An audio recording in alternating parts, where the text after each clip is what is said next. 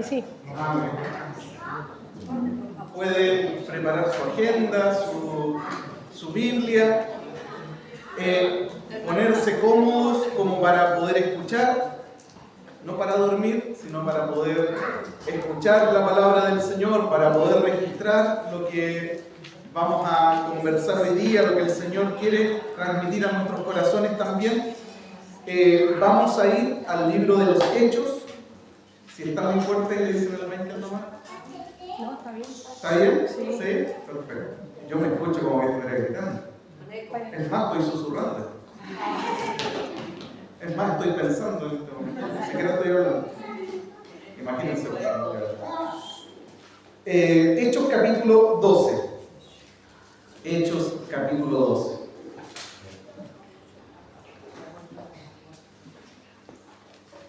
Estamos acá porque amamos al Señor. Estamos acá no por costumbre, no por tradición, no por religiosidad, no porque no tenemos nada que hacer hoy día y pobrecitos, como no hay nada que hacer. ¿Qué les parece si vamos a una iglesia?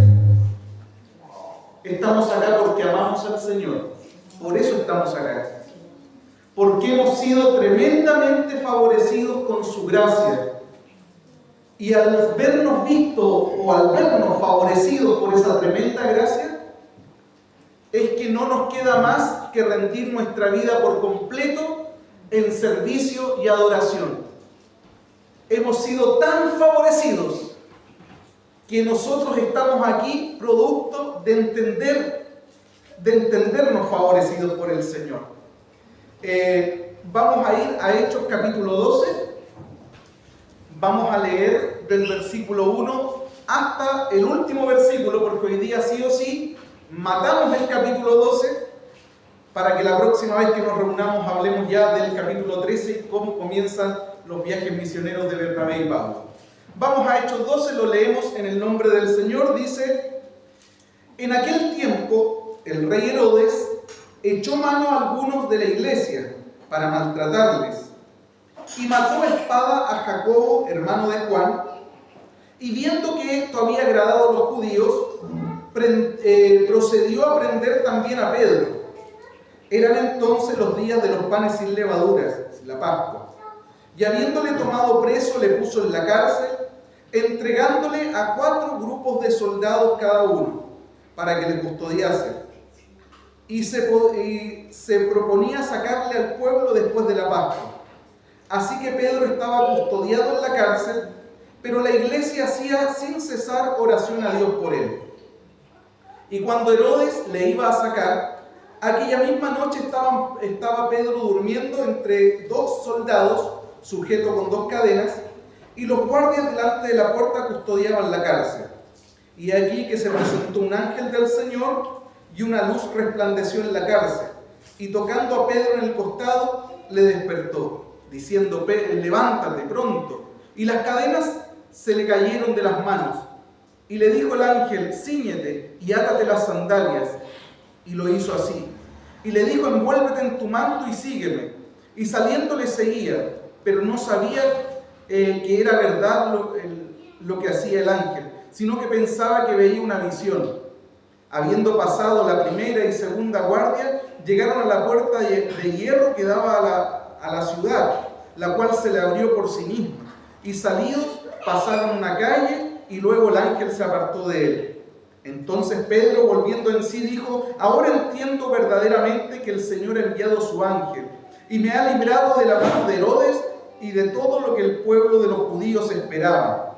Y habiendo considerado esto, llegó a casa de María, la madre de Juan, el que tenía por sobrenombre Marcos, donde muchos estaban reunidos orando. Cuando llamó Pedro a la puerta del patio, salió a escuchar a una muchacha llamada Rode, la cual, cuando reconoció la voz de Pedro, de gozo no abrió la puerta, sino que corrió adentro, dio la nueva de que Pedro estaba a la puerta. Y ellos le dijeron: estás loca. Pero ella aseguraba que así era. Entonces ellos decían: es su ángel.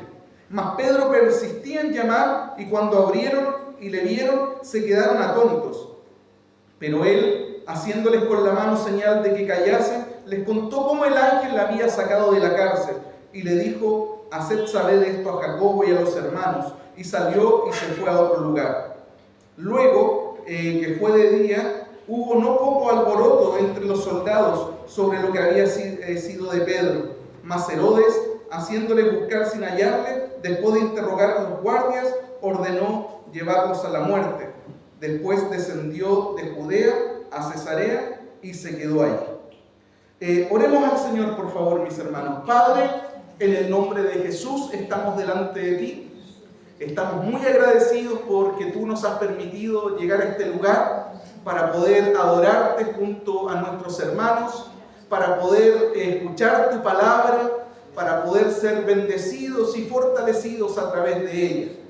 Oramos en este momento para que tu Espíritu Santo nos pueda ministrar. Señor, tú nos conoces a cada uno en lo particular. Tú estás tratando con cada uno de manera muy específica. Y en esta hora, Señor, te pedimos que sigas obrando en nuestros corazones. Permítenos por intermedio de tu Espíritu Santo que todos, sin excepción, niños, adolescentes, jóvenes, adultos mayores, podamos comprender tu palabra. Señor, que ella sea revelada, iluminada en nuestros corazones, para que aquello que tú quieres destacar, subrayar a partir de lo que hoy vas a compartir con nosotros, cale y quede grabado a fuego en nuestros corazones. Todo esto, Señor, te lo pedimos en el nombre de Jesús. Amén. Amén. La última vez, mis hermanos, que estuve aquí, me tocó compartir con ustedes acerca de Hechos capítulo 11, del versículo 19 al versículo 30. Nosotros en ese pasaje, a modo de introducción y a modo de poder encadenar lo de la vez pasado con esta situación, nosotros la vez pasada, en esa parte del capítulo 11, vimos cómo los hermanos que fueron esparcidos en Hechos capítulo 8 llegaron a Antioquía. Y vimos también cómo la mano del Señor, según el versículo 21 del capítulo 11, estaba evidentemente con ellos. La mano del Señor los guardó en medio del peligro, la mano del Señor les proveyó para todas sus necesidades, la mano del Señor preservó sus vidas en medio de la persecución y la mano del Señor los usó para su gloria. La mano del Señor era tan evidente sobre nuestros hermanos que por intermedio de la predicación de ellos, muchas de las personas en Antioquía recibieron el Evangelio y se establece ahí la primera iglesia gentil de la cual tenemos conocimiento nosotros a través de las Escrituras. Eso lo dijimos la vez pasada, ¿se acuerdan? Dijimos también que Antioquía era una ciudad profundamente inmoral, pagana, tremendamente sumergida en los vicios. Dijimos que era la tercera ciudad más grande del Imperio Romano y que era conocida en ese entonces como una exportadora de vicios. Esa era la fama que tenía Antioquía en ese entonces. No obstante, a pesar de todo eso, al ver penetrar el Evangelio en esa ciudad, no podemos dejar de admirarnos nosotros y glorificar a Dios y decir lo que dijimos hace varios días atrás, que no hay lugar tan oscuro donde la luz del Evangelio no pueda brillar, ni hay terreno tan duro donde el poder del Evangelio no pueda penetrar. Y eso nos animó a nosotros la vez pasada a seguir orando por nuestros familiares, nos animó a seguir orando por nuestros seres queridos inconversos, nos animó a seguir orando por las personas sin Cristo, lo cual va a ser un motivo recurrente este 2026 en esta iglesia local. ¿Se acuerdan que vimos todo eso? Amén. Vimos también la vez anterior que en esa ciudad se les llamó a los seguidores de Cristo cristianos por primera vez en la historia. Y es que nuestros hermanos estaban tan identificados con Cristo que para la gente de Antioquía era imposible referirse de ellos sin vincularlos con la persona de Cristo. Hablaban como Él, pensaban como Él, vivían como Él, vivían para Él, sufrían por Él, lo imitaban a Él, estaban dispuestos incluso a morir por Él. Su identificación con Cristo era total. Por eso en esa ciudad les llamaron cristianos. Y eso nos llevó a nosotros la vez anterior a evaluar nuestra forma de vivir en este mundo. Eso nos llevó a nosotros la vez pasada a pensar y ver qué tan identificados estamos con Cristo. Eso nos llevó a pensar, cuando la gente me ve, me mira, ¿qué ve en mi vida? Y los hermanos en Antioquía no solamente predicaban a Cristo, sino que también lo reflejaban, lo modelaban con sus vidas. Por eso a ellos terminaron llamándoles cristianos.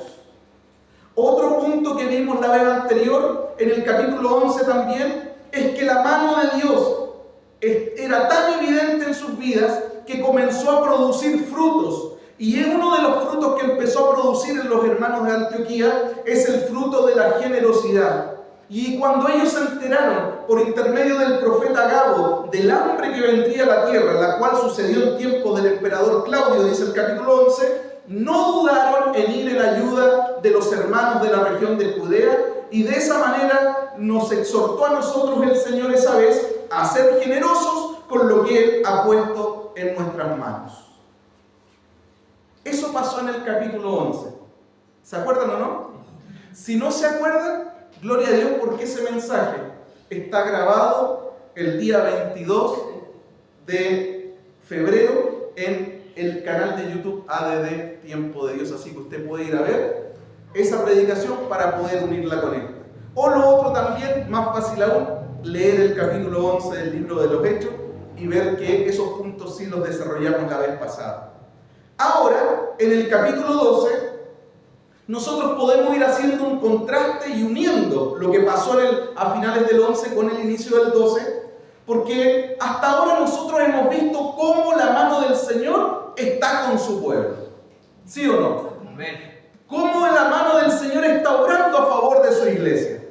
Pero en el capítulo 12 nosotros vemos cómo la mano de Herodes se levanta contra la iglesia del Señor. Cómo la mano de Herodes se levanta contra los seguidores de Cristo. Miren el versículo 1 y el versículo 2. El versículo 1 dice, en aquel mismo tiempo, es decir, mientras las otras cosas bonitas estaban pasando arriba, Dios se estaba moviendo en medio de la iglesia de Antioquía. La iglesia de Antioquía estaba siendo edificada. Sus seguidores estaban siendo reconocidos en medio de la comunidad como cristianos, como verdaderos seguidores y no gente de cartón. Está Dios moviéndose, la primera iglesia gentil está floreciendo. En ese mismo tiempo, mira lo que pasó.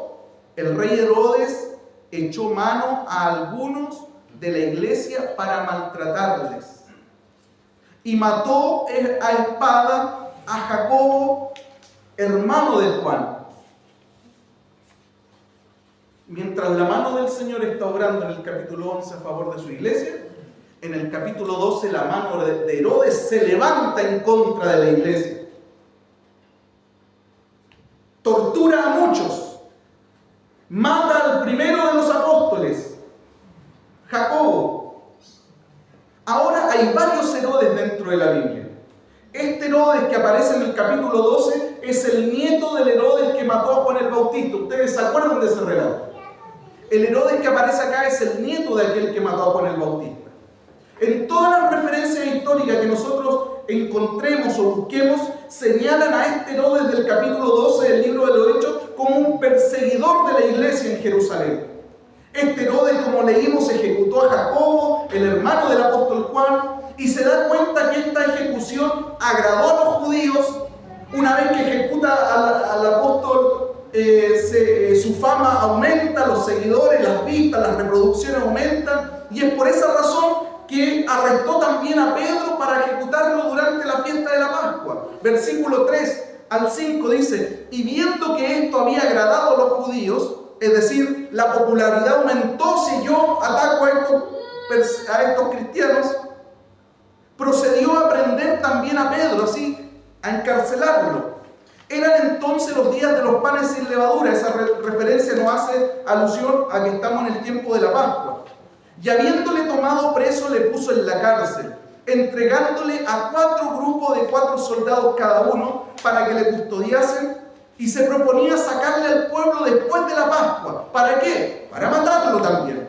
Así que Pedro estaba custodiado en la cárcel, pero mientras Pedro está custodiado en la cárcel, ¿qué está haciendo la iglesia? La iglesia está haciendo oración incesantemente por él. Mira, hermano, muy probablemente este Herodes se había enterado de la extraña liberación de los apóstoles en Hechos capítulo 5.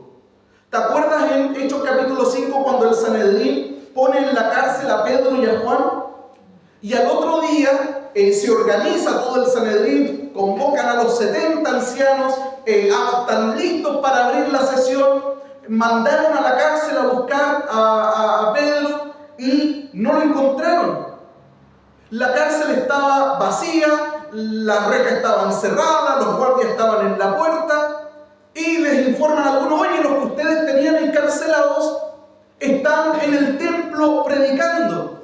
Un ángel del Señor había liberado a Pedro y a Juan de la cárcel. Así que ante ese hecho, Herodes decide redoblar la vigilancia de Pedro con 4 piquetes de soldados, que en total sumaban 16 soldados. Cada piquete tenía 4 soldados que se iban turnando cada 3 horas para cuidar al preso.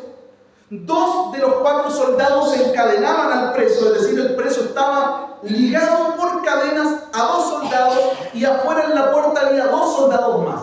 Ese era el primer piquete de 4 soldados.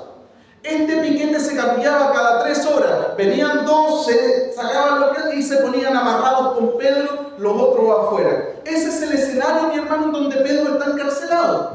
Herodes se aseguró de que esta vez nadie pudiera librar a Pedro. Si le pasó que en el capítulo 5 se le escapó al Sanedrín, de mi mano nadie va a poder librar a Pedro. Estoy poniéndome en la mente y en los zapatos de Herodes. Nadie va a poder librar a Pedro. 4 piquetes de soldados para poder custodiarlo. Ni Tom Cruise lo hubiese podido sacar de ahí. Es una misión imposible. Hermanos, ni Harry Houdini hubiese podido hacer desaparecer a Pedro de ese escenario en el que está. Complicadísimo. Complicadísimo el escenario en el que está Pedro. Pero mi hermano, este último comentario que yo te acabo de hacer es una mirada muy humana del acontecimiento. Porque si a mí me preguntas, ¿podrá salir Pedro de ahí si está siendo custodiado por 16 soldados que se turnan en 4 grupos cada 3 horas para estar con él? Yo te digo, imposible, mi hermano, imposible. Más encima lo tienen listo para sacarlo en la fiesta de la Pascua y matarlo, como mataron a su colega Jacobo. Digo, imposible, hay que ponerse a llorar nomás. Esa es una mirada humana, pero la iglesia decidió no mirar con los ojos humanos. ¿Qué estaba haciendo la iglesia mientras Pedro estaba encarcelado? En esa situación, en esa circunstancia, la iglesia estaba haciendo oración sin cesar por él. En el versículo 5 dice esto: hasta este punto de la historia, mis hermanos, pareciera que el control de todo lo tiene Herodes. Hasta este punto de la historia pareciera que Herodes tiene el toro por las astas. Pero Lucas, en este relato del capítulo 12, nos muestra 3 maneras distintas de cómo Dios interviene milagrosamente en esta situación. Nos muestra 3 maneras distintas de cómo Dios manifiesta su gloria a favor de sus hijos, a favor de su iglesia. ¿Van siguiendo el hilo? Pareciera que el control lo tiene Herodes hasta el versículo 5. La iglesia está haciendo oración sin cesar por Pedro. Pero a partir del versículo 6 en adelante y hasta el final del capítulo 12, nosotros vemos 3 formas, 3 maneras como Dios manifiesta su gloria, como Dios manifiesta su poder a favor de sus hijos, a favor de su iglesia. ¿Quieren saber cuál es la primera? Lean la Biblia. La primera, mis hermanos, ya lo leímos. La primera forma como Dios manifiesta su gloria a favor de su pueblo, a favor de su iglesia, es sacando a Pedro de la cárcel. Dios saca a Pedro de la cárcel. Hermano, antes de leer los siguientes versículos del 6 al 11, no podemos olvidar el contexto o la forma en la que Pedro está siendo custodiado. Él no está en una celda solo, como Puntapeuco. Él está con un soldado amarrado a cada uno. 2 soldados y amarrados a ellos, engrillados a ellos. En la puerta hay 2 soldados más. Y en total hay 3 piquetes más esperando relevar a los anteriores, de forma tal que ningún soldado se duerma, nada pase, todos estén atentos porque a ese preso hay que cuidarlo porque va a ser ejecutado en unos días más. Ese es el escenario en el que está nuestro hermano Pedro. Versículo 6. Y cuando Herodes le iba a sacar, es decir, ya se cumplió el momento en que tráiganlo para matarlo. Cuando Herodes lo iba a sacar, aquella misma noche, ¿sabes lo que significa eso, mi hermano? Que Dios nunca llega tarde. Amén. Dios nunca llega tarde. Esa misma noche que Herodes mandó a buscarlo para ejecutarlo, esa misma noche Dios intervino. ¿Por qué nos desesperamos tanto? Hermano, tu Dios, nuestro Dios, nunca llega tarde. Siempre llega a tiempo. Me encantaría que pudiera intervenir ahora en algunas situaciones en mi vida. Me gustaría que lo pudiera hacer ahora. Pero lo que me fortalece es que Dios no llega tarde. Él va a intervenir en su momento, en su tiempo, a favor de su iglesia, a favor de sus hijos. Solamente tenemos que confiar, solamente tenemos que esperar, solamente tenemos que seguir amándolo y sirviéndolo. Él no llega tarde. Esa misma noche que Herodes lo iba a sacar para ejecutarlo, esa misma noche Dios decide intervenir. Gloria a Dios. Cuando Herodes le iba a sacar, aquella misma noche Pedro estaba durmiendo entre dos soldados. Acuérdense por qué estaba durmiendo entre dos soldados, no porque querían calentarse. Estaba durmiendo porque estaban amarrados, sujeto con dos cadenas, y los guardias delante de la puerta custodiaban la cárcel. Y he aquí se presentó un ángel del Señor, y una luz resplandeció en la cárcel, y tocando a Pedro en el costado, le despertó diciendo: levántate pronto, rápido Pedro. Y las cadenas se cayeron de las manos. Le dijo el ángel: cíñete, átate las sandalias. Y así lo hizo. Y le dijo: envuélvete en tu manto y sígueme. Y saliendo le seguía. Mira esto, pero no sabía que era verdad lo que hacía el ángel, sino que pensaba que veía una visión. ¿Te acuerdas la visión que vio en la azotea en la casa de Cornelio? Pedrito estaba tan dormido, tan profundamente dormido, que cuando lo despierta, abróchate las sandalias, cíñete, vamos. Iba tan somnoliento para afuera que él pensó que esta cuestión era una visión, pensó que era un sueño, no pensó que era realidad. El otro día me pasó que estaba viendo una película, mi hermano, y me quedé dormido en medio de la película, pero en mi mente la película siguió corriendo. Y yo quedé en una parte, ¿no? Y cuando me dormí yo seguí en la película. Y no tenía nada que ver lo que iba pasando en mi mente, porque después volví a con lo que había pasado acá. Me seguí pasando el rollo. Se fueron para allá. Seguí con la película corriendo en mi cabeza. Hermano, Pedro estaba tan profundamente dormido que pensó que lo que estaba pasando era una visión, era un sueño. Y saliendo le seguía, pero no sabía que era verdad lo que hacía el ángel, sino que pensaba que veía una visión. Habiendo pasado la primera y la segunda guardia, llegaron a la puerta de hierro que daba a la ciudad, la puerta principal. Imagínate la penitenciaría en Santiago, la puerta principal, por donde salió el preso que vimos en las noticias.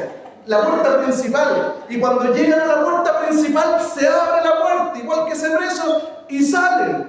Y después pasaron una calle y luego el ángel se apartó de él. Entonces Pedro, volviendo en sí, es como despertando totalmente, dijo: ahora entiendo verdaderamente que el Señor ha enviado su ángel y me ha librado de la mano de Herodes y de todo lo que el pueblo de los judíos esperaba. Gloria al Señor. ¡Qué tremendo, mi hermano! En los primeros 5 versículos pareciera ser que la mano de Herodes está prevaleciendo sobre la iglesia, porque ya mató a uno de los 12, porque está torturando a muchos de los seguidores de Cristo. Pareciera que el control lo tiene él. Pero Dios, a partir del versículo 6 hasta el final del 12, nuevamente lo repito, Dios a través de 3 manifestaciones muestra cómo su poder, su gloria y su gracia está a favor de su pueblo, a favor de sus hijos. Y la primera de ellas es que el Señor sacó a Pedro de la cárcel. Pedro estaba durmiendo, viene el ángel del Señor, lo despierta y le dice: levántate rápido. Las cadenas con las que estaba amarrada los soldados se cortaron, se abrieron los grilletes. El Señor le dijo: dijo, amárrate la sandalia, envuélvete en tu manto, sígueme. Pedro lo siguió, pero pensaba que era un sueño, una visión. Pasó la primera guardia, la segunda guardia, llegaron a la puerta principal, se abrió y salió de la cárcel. Avanzaron por un rato por la calle, el ángel se apartó de él. Pedro recién en ese momento despertó del todo y se da cuenta de que está fuera de la cárcel y tiene que haber exclamado, mi hermano, un tremendo gloria a Dios, no sé si fuerte, a todo pulmón o para adentro en su corazón, porque Dios había enviado a su ángel nuevamente. El Señor lo había hecho otra vez. Igual que en Hechos capítulo 5, Dios me ha librado de la mano de Herodes, termina exclamando acá, y de las malas intenciones que los judíos tienen contra nosotros, los seguidores de Cristo. Gloria al Señor, mis hermanos. Amén. Porque ni los guardias, ni las órdenes de Herodes pudieron detener la mano de Dios a favor de Pedro. Nadie puede detener a Dios. Nadie puede detener a Dios. Pero mira esto, mi hermano. Estamos en un momento de euforia. Porque hemos visto desde el versículo 6 al 11 cómo Dios libertó de una manera espectacular, milagrosa, sobrenatural a Pedro. Vemos a Pedro exclamando, glorificando al Señor porque ha visto cómo nuevamente Dios lo ha librado de una cárcel. Pero quiero que volvamos atrás, mis hermanos. Quiero que volvamos al versículo 1 y 2 y leamos lo siguiente. Dice, en aquel tiempo el mismo rey Herodes echó mano a algunos de la iglesia para maltratarles. Muchos fueron torturados. Y mató a espada a Jacobo, hermano de Juan. La alegría de la liberación de Pedro, mis hermanos, contrasta con el fin de Jacobo. Jacobo fue martirizado y Pedro fue liberado. Y aquí pueden surgir varios puntos o preguntas válidas, como por ejemplo, si Dios pudo rescatar a Pedro tan fácilmente, ¿por qué no hizo lo mismo con Jacobo? ¿Acaso Dios tiene hijos de primera categoría, de segunda categoría? ¿Acaso Dios tiene hijos favoritos? ¿Acaso Dios favorece a algunos más que a otros los abandona a su suerte, a otros siempre los acompaña? La respuesta es que de ninguna manera, mis hermanos. La respuesta es que jamás. Dios no tiene hijos de primera y de segunda categoría. Dios tiene hijos. Dios no abandona a sus hijos. Nunca abandona a sus hijos. Entonces, mi hermano, ¿por qué con Jacobo no intervino? Y Jacobo termina muerto. ¿Y por qué con Pedro sí intervino? Y Pedro termina liberado. Alguien podría decir, Herodes mató a Jacobo. 1-0 para Herodes. Dios libertó a Pedro. 1-1, empate. Pero ¿sabes qué, mis hermanos? Eso no es así. Esto no es un 1-1. Esto es un 2-0 a favor de Dios. ¿Pero cómo? Porque el mismo Dios que estuvo ahí para liberar a Pedro, escucha bien esto, mi hermano, porque esto nos pasa en nuestra vida. El mismo Dios que estuvo ahí para liberar a Pedro es el mismo Dios que acompañó y fortaleció a Jacobo para soportar con gozo y esperanza su martirio, para luego llevarlo a su gloria. 2-0. 2-0. No es 1-1 esto, es 2-0. Dios nunca pierde, mis hermanos. La razón por la que Dios permitió el martirio de Jacobo es porque Jesús ya se lo había profetizado. ¿Se acuerdan de Mateo 20? ¿Se acuerdan de Mateo 20? Cuando la mamá de Jacobo y de Juan viene delante de Jesús y le dice, Señor, ordena que en tu reino estos mis hijos, uno se siente a la derecha y el otro se siente a la izquierda. ¿Se acuerdan de ese relato, Mateo 20? Y Jesús le dijo, ustedes no tienen idea de lo que están pidiendo, mirando a los dos que vienen con la mamá a hacer esta petición. No tienen idea de lo que están pidiendo. Ustedes creen que podrán beber del vaso que yo voy a beber. Ustedes creen que podrán ser bautizados con el bautismo que yo voy a ser bautizado. refiriéndose a su muerte, mis hermanos. Jesús no está hablando de comilona, está hablando de su muerte. La copa que yo voy a beber y el bautismo con el que voy a ser bautizado están refiriéndose a su pasión en la cruz. Y le dice, ¿ustedes acaso van a beber de esa copa y participar de ese bautismo? Y ellos le dijeron, por supuesto que podemos. Por supuesto que podemos. Y Jesús los mira y le dice, miren, una cosa les puedo asegurar. Claro que van a beber de esa copa. Por supuesto. No solamente ustedes dos. Los 12 van a beber de esa copa. Y los 12 van a ser bautizados con el bautismo que yo voy a ser bautizado. Eso se los puedo asegurar. Pero el sentarse a mi derecha y a mi izquierda, eso solamente está reservado por mi Padre. Él solamente lo sabe. Por lo tanto, mis hermanos, yo me imagino que cuando Jacobo vio a Jesús colgado del madero, se tiene que haber acordado de la profecía de Mateo 20. Y desde ese momento estoy seguro que él supo, desde ese momento estoy seguro que a él le cayó la teja, que lo mismo le vendría a él en algún momento de su vida y ministerio. Lo mismo, la misma copa, y el mismo padecer, y el mismo bautismo.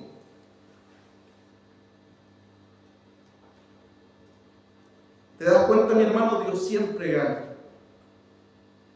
Pero aquí siempre es necesario detenernos un poco. Porque si bien Dios tiene un plan general para todos nosotros, el plan general de Dios es salvarnos. Él no quiere que ninguno se pierda. Que ninguno se pierda. Dios no quiere que ningún familiar tuyo se pierda. Que ningún compañero de trabajo tuyo se pierda. Que ningún amigo tuyo se pierda. Ese es el plan general de Dios. El plan general de Dios es que cuando llegamos a Él, todos nos parezcamos a su Hijo Jesucristo. Ese es el plan general de Dios. Que tú te salves y que una vez que estás dentro del reino, te parezcas a su Hijo Jesucristo. Y que en el día que tú partas de esta tierra estés con Él. Ese es el plan general de Dios para todos. Es igual para todos. Pero así como Dios tiene un plan general para todos, también tiene un plan particular y específico para cada uno de nosotros. Para cada uno en particular. Cada uno de nosotros. En cada uno de nosotros Dios trabaja de manera distinta. Él sabe dónde apretarme a mí, mi hermano. Él sabe dónde apretarte a ti. Él sabe dónde apretarte a ti. ¿Sabes por qué? Porque Dios trabaja de manera individual con cada uno. Él sabe dónde apretar. Él sabe dónde poner su dedo. Él sabe dónde pasar la escofina. Porque Él está trabajando con cada uno en lo particular. Dios está haciendo su obra en cada uno de nosotros de manera diferente y personalizada. Dios nos ha dado dones y gracias diferentes a cada uno de nosotros. Por eso no vamos a rendir cuenta de manera colectiva, sino que vamos a rendir cuenta uno a uno delante del tribunal de Dios, porque Él está trabajando de manera particular en nuestros corazones. Por eso, mi hermano, tú no puedes compararte con tu hermano. Por eso la única medida de comparación que tú tienes y que yo tengo no es mi hermano. Nuestra medida de comparación es Él. Él es nuestra medida de comparación. Si alguien quiere saber cómo está, tenemos que compararnos con Él, no con nuestros hermanos. Y tampoco puedo decir por qué a Él sí, por qué a mí no, por qué Él le responde primero y a mí no. Yo llevo años esperando respuesta a esta oración. Llegó uno nuevo, lleva 2 meses y le contesta a Él primero.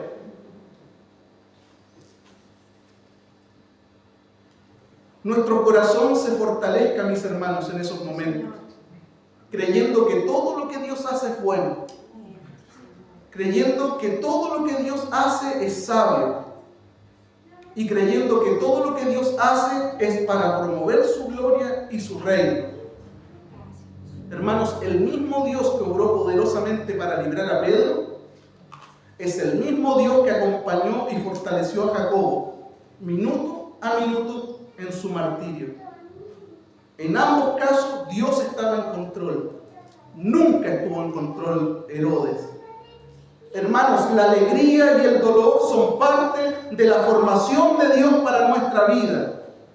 El Salmo 126 dice, y los que sembraron con lágrimas, con regocijo segarán. Irán andando y llorando el que lleva la preciosa semilla, mas volverá con gozo trayendo la gavilla. La alegría y el padecimiento son parte de la misma escuela. Sigamos con el relato, mis hermanos. Pedro salió de la cárcel. Después que sale de la cárcel, se dirige ¿dónde? A la casa de María, la madre de Juan Marcos. ¿Qué estaba haciendo la iglesia ahí en la casa de María, la madre de Juan Marcos? La iglesia estaba orando a Dios por él. Pedro toca la puerta, una sirvienta llamada Rode pregunta quién es, y Pedro le responde: soy yo, soy Pedro. Ella reconoce la voz de Pedro, se alegra, y se alegra tanto que en vez de abrirle la puerta, se fue corriendo donde estaban los otros y les dice: Pedro está afuera. ¿Qué hicieron los que estaban dentro? No le creyeron, y en el versículo 15 le dijeron: estáis loca, mujer. Versículo 15. Y ellos le dijeron: estás loca, pero ella aseguraba que así era. Entonces ellos decían: debe ser su ángel. Mas Pedro persistía en llamar, y cuando abrieron le vieron, se quedaron atónitos. Pero él, haciéndoles con la mano señal de que se callase, les contó cómo el ángel la había sacado de la cárcel y dijo: hagan saber esto a Jacobo y a los hermanos. Y salió y se fue a otro lugar. Después de que Pedro es libertado, mis hermanos, se va a la casa donde están orando por él. Después la historia continúa en el versículo 18 con la ejecución de los soldados que custodiaban a Pedro y el rey Herodes dirigiéndose a Cesarea. Mi hermano, el hecho de haber perdido al preso le significó a los soldados la muerte. Así era en ese tiempo. Si me ponían a custodiar un preso y el preso se me iba, los 16 que estaban custodiando al preso tuvieron que pagar. Y dice el versículo 18 que después de haber hecho todos los interrogatorios, Herodes mandó a matar a los guardias que perdieron al preso. Y después de eso, el relato continúa diciendo que el rey Herodes se dirigió a Cesarea. Y es en Cesarea donde nosotros vemos la segunda manifestación de la gloria de Dios a favor de su pueblo. ¿Se acuerdan cuál era la primera? La primera manifestación de la gloria de Dios a favor de su pueblo, a favor de su iglesia, fue la liberación de Pedro. La segunda manifestación de la gloria de Dios a favor de su pueblo es la muerte de Herodes. En el versículo 20 dice lo siguiente: y Herodes estaba enojado contra los de Tiro y de Sidón, pero ellos vinieron de acuerdo ante él y sobornando a Blasto, que era camarero mayor del rey, pedían paz porque su territorio era abastecido por el del rey. Y un día señalado, Herodes vistió de ropas reales, se sentó en el tribunal y les arengó. Y el pueblo clamaba diciendo: voz de Dios y no de hombres. Hay otra traducción que dice: voz de Dios es esta. No es una voz de hombre. Está elevando a Herodes a la categoría de Dios. Imagínate cuando la gente te está aplaudiendo. El que está hablando acá adelante no es un hombre. El que está adelante hablando es Dios. Eso estaban diciendo los de Tiro y de Sidón con respecto a Herodes. A Herodes se le infló el pecho, obviamente. Al momento, un ángel del Señor le hirió, por cuanto no dio la gloria a Dios, y expiró comido de gusanos.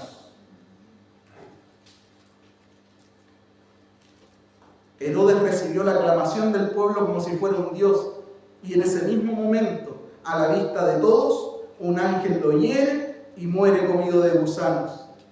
Mis hermanos, y es que nadie puede pretender robarle la gloria al Señor. Nadie, ni Herodes ni nosotros. Porque en el momento que alguien decida quedarse con lo que le corresponde, Dios, que es celoso con respecto a su gloria, Él no comparte su gloria con nadie, Él va a poner su mano sobre esa persona. La gloria siempre es y será de Dios. Y ninguno de nosotros, por bien que nos salgan las cosas, podemos quedarnos con un gramo de lo que le corresponde a Él. Él quiso robarle la gloria a Dios. Bueno, ahí terminó frente a todo el auditorio comido de gusanos. Esa fue la segunda manifestación de la gloria de Dios. Herodes muerto. Y la tercera manifestación de la gloria de Dios está en el versículo 24. Pero la palabra del Señor crecía y se multiplicaba. La palabra del Señor seguía viva, creciendo y multiplicándose en favor de su pueblo, en favor de su iglesia. Y en el versículo 25 dice: y Bernabé y Saulo, cumplido su servicio, volvieron de Jerusalén a Antioquía, y en esta ocasión se trajeron consigo al hijo del dueño de la casa donde estaba orando la iglesia por Pedro, a Juan Marcos. Dice que cumplido su servicio. ¿Cuál fue el servicio que fueron a prestar Bernabé y Saulo a Jerusalén? ¿Se acuerdan? ¿Se acuerdan que en Antioquía se levantó una ofrenda? Esa ofrenda se la pasaron ¿a quién? A Bernabé y a Pablo. ¿Para qué? Para que ellos la llevaran a Jerusalén. Una vez cumplido ese servicio, dice el versículo 25, ellos vuelven nuevamente a Antioquía, se trajeron a Juan Marcos, porque ya en el capítulo 13 comienzan los viajes misioneros. Hermanos, para rematar, para terminar, ¿qué aprendemos hoy de estas dos situaciones, el final del capítulo 11 y el capítulo 12? ¿Qué aprendemos de esto? Número 1, que la mano de Dios está obrando en medio de su pueblo, plantando y edificando su iglesia en Antioquía.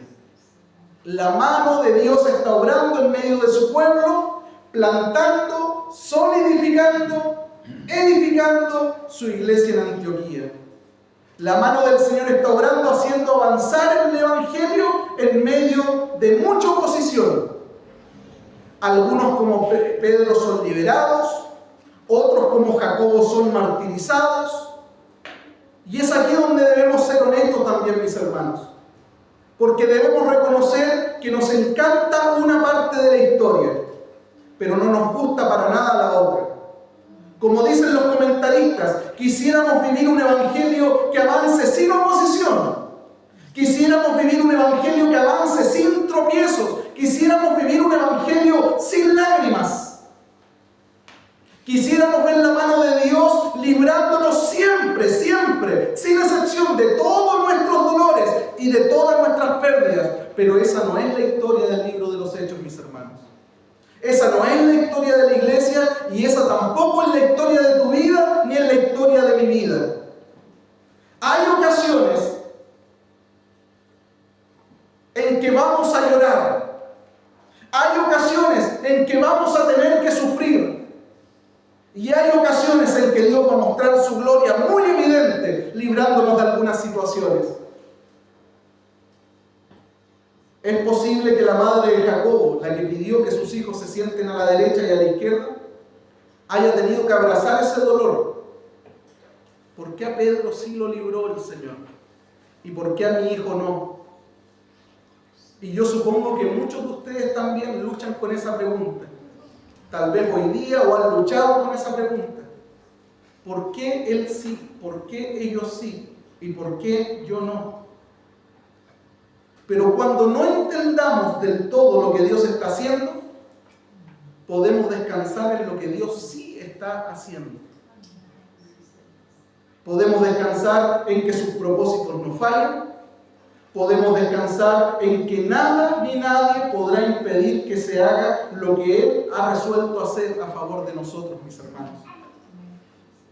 Ningún Herodes, ningún presidente, ningún problema, ninguna pérdida sensible, ningún diagnóstico médico, ningún accidente, ninguna oposición, por grande que se vea, impedirá que el propósito de Dios se cumpla en tu vida, mis hermanos.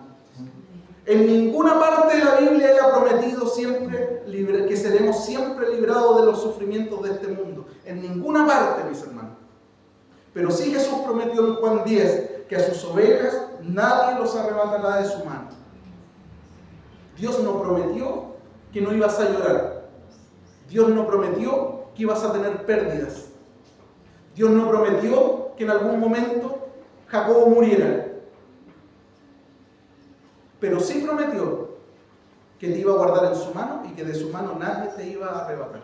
Eso sí lo prometió, que iba a estar contigo en cada una de esas circunstancias, así como estuvo acompañando a Jacobo en su martirio hasta el último momento para que él muriera con gozo, así como acompañó a Pedro durante la liberación. Así también Dios promete estar contigo en cada una de las circunstancias que te toque vivir en esta vida. Y que nadie te va a arrebatar a ti de su mano.